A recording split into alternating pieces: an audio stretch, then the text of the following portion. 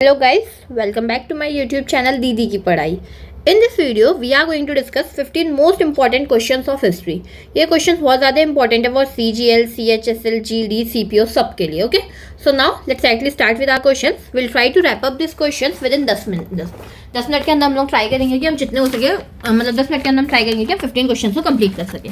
Now let's actually start with our video. So the first question is, where was the first cotton mill in India established. I think यहाँ पे where होना चाहिए.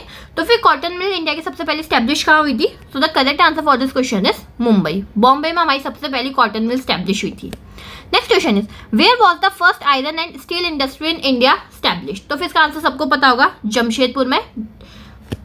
Next question is, during the colonial rule in India, the permanent settlement was introduced by.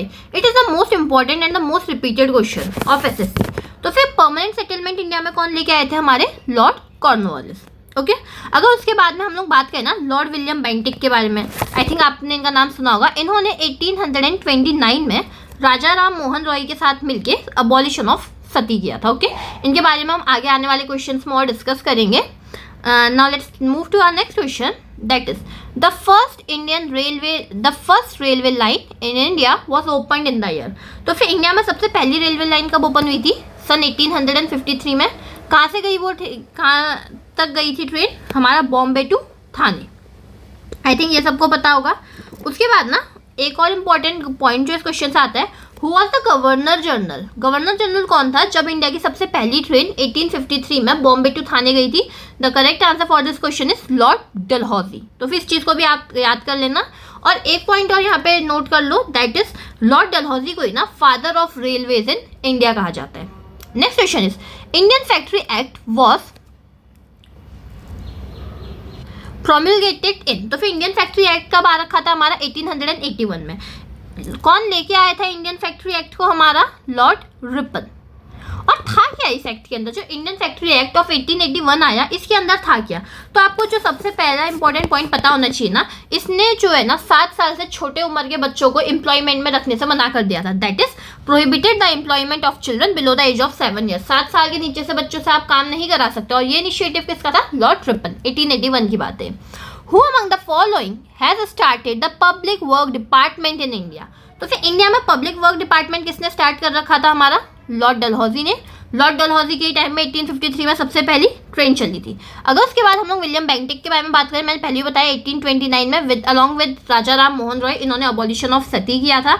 और एक चीज़ और याद रखना, इन्हीं के टाइम पे चार्टर एक्ट ऑफ 1833 आता है. चार्टर एक्ट ऑफ 1833 पास होता है जो इनको बना देता है देश का पहला गवर्नर जनरल. क्यों? चार्टर एक्ट ऑफ 1833 में क्या था ना, हमारा पहले गवर्नर जनरल ऑफ बंगाल होता था. उसने क्या डिक्लेयर कर दिया कि गवर्नर जनरल ऑफ बंगाल ही अब गवर्नर जनरल ऑफ इंडिया बन जाएगा. इस तरीके से देश को जो हमारे इंडिया के सबसे पहले गवर्नर जनरल बनते हैं, that was also Lord William Bentinck. उसके बाद अगर नेक्स्ट क्वेश्चन पे अगर हम लोग मूव करें, अगर कोई और इंपॉर्टेंट पॉइंट आएगा तो फिर मैं आपको ऑप्शंस के साथ ही बताते रहूंगी. The first Indian railway line were laid down in India under the British rule. तो फिर इसका आंसर है लॉर्ड डलहौजी.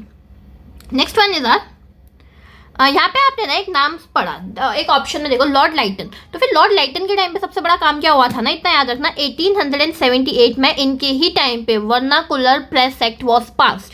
1878 में वर्नाकुलर प्रेस एक्ट इनके टाइम पे पास होता है. और दूसरी बात, 1877 का जो दिल्ली दरबार होता है ना, जब क्वीन विक्टोरिया इंडिया में आती है, वो भी इनके ही टाइम पे होता है, जिसमें क्वीन विक्टोरिया को इंडिया की एम्प्रेस डिक्लेयर कर दिया जाता है. ओके, इस पॉइंट को भी याद रखना. 77 में क्वीन विक्टोरिया इंडिया आती है, दिल्ली दरबार इनके टाइम पे, और 78 में वर्नाकुलर प्रेस एक्ट आ जाता है. उसके बाद ना आई थिंक एक ऑप्शन के बारे में मुझे आपको और बताना चाहिए, लॉर्ड कर्जन. ये अब बहुत ज़्यादा इंपॉर्टेंट है. तो फिर लॉर्ड कर्जन के टाइम पे क्या हुआ था ना हमारा, I think I need to add a page here, please wait. Okay, let me add a page. Lord Curzon के टाइम पे हमारा क्या हो रखा था, 1905 में पार्टीशन ऑफ बंगाल हुआ था इन्हीं के टाइम पे. और second thing is Lord Curzon के ही टाइम पे हमारा 1904 में इंडियन यूनिवर्सिटी एक्ट पास हुआ. और ही वॉज द वन जिन्होंने स्टैब्लिश करा the archaeological survey of India. तो फिर अब इसके बाद चौथा ऑप्शन मतलब तीसरा ऑप्शन जो लॉर्ड वेलेस्ली है, इनके बारे में मैं आपको थोड़ा डिटेल दे दूँ तो इन्होंने इंडिया में सब्सिडरी अलायंस लेके आए. परमानेंट सेटलमेंट लॉर्ड कॉर्नवालिस लेके आए. वर्नाकुलर प्रेस एक्ट लॉर्ड लाइटन लेके आए. और सबसे पहले तो इनिशियली लॉर्ड डलहौजी के टाइम पे। उसके बाद आता है हमारा सब्सिडरी एलायंस, वो थी लॉर्ड वेलेस्ली के काम। हाँ, और इन्होंने ही जो है ना फोर्थ एंग्लो मैसूर वॉर, जो फोर्थ एंग्लो मैसूर वॉर हुआ था उसमें टीपू सुल्तान को हराने वाले भी लॉर्ड वेलेस्ली थे। Okay, now let's move on to our next question. Who was associated with ryotwari settlement in Madras? तो फिर कौन इनमें से एसोसिएटेड था? That was Munro. अगर जो है ना हम लोग मेटकाल्फे के बारे में बात करें, हु और मेटकाल्फे, तो मेटकाल्फे जो है ना इन्होंने इंडिया का as a acting governor general act किया था। मतलब ये जो है served as the acting governor general of India. कब करा था? 1835 से लेकर के 1836 तक। और उसके बाद जो है इन्होंने he is also known for liberator of Indian press. तो फिर इंडियन प्रेस के लिबरेटर के रूप में भी इन्हें जाना जाता है। उसके बाद अगर हम लोग ना नेक्स्ट क्वेश्चन में मूव ऑन करें, that is Hali system was concern with. तो फिर हाली सिस्टम किस चीज से रिलेटेड था? That was related to our bonded labour. Next one is the Arya Samaj was founded by. तो फिर आर्य समाज और ब्रह्मो समाज, दो में बच्चे बहुत ज्यादा कंफ्यूज होते हैं। Arya Samaj was founded by Swami Dayanand Saraswati and Brahmo Samaj was founded by Raja Ram Mohan Roy. तो फिर इसमें कंफ्यूज मत होना। Next one is Raja Ram Mohan Roy establish Brahmo Samaj. अब ब्रह्मो समाज कब स्टैब्लिश करते हैं? वो 1828 में, जहाँ पे रिलीजियस पॉइंट्स को लेकर के क्या होता था? डिस्कशन किया जाता था। Next one is who among the following was the founder of servants of India society? बहुत अच्छे से पढ़ो, what is it written? Servants of India society. तो इसके फाउंडर से हमारे कौन? Servants of India society was founded by Gopal Krishna Gokhale.